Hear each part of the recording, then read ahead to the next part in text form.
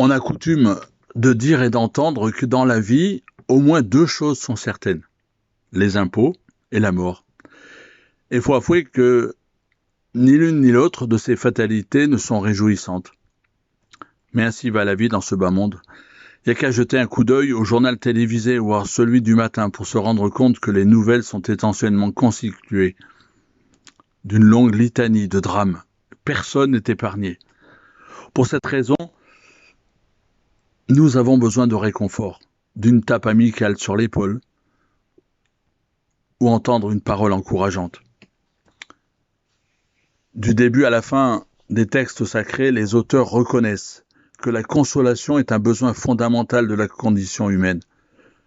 Jésus en était tout à fait conscient et a promis à ses disciples qu'une fois de retour dans les cieux, il leur enverrait un ami conseiller pour les soutenir dans toutes les épreuves de la vie. Et l'apôtre Paul parle souvent du Dieu en tant que Père de miséricorde, qui est compatissant, qui réconforte ceux qui ont foi en lui et qui l'invoquent. C'est d'ailleurs son introduction dans l'Épître aux Corinthiens.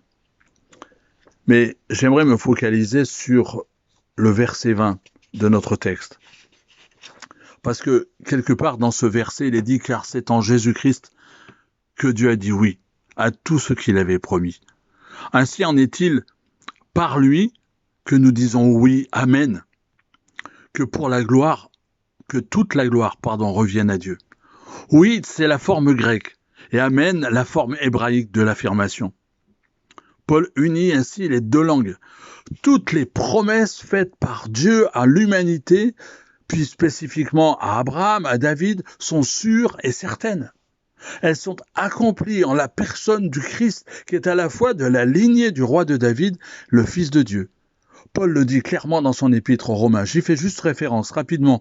Romains chapitre 1, verset 3. La bonne nouvelle parle de son Fils Jésus-Christ, notre Seigneur, qui dans son humanité descend de David, qui a été déclaré Fils de Dieu avec puissance lorsque le Saint-Esprit l'a ressuscité des morts.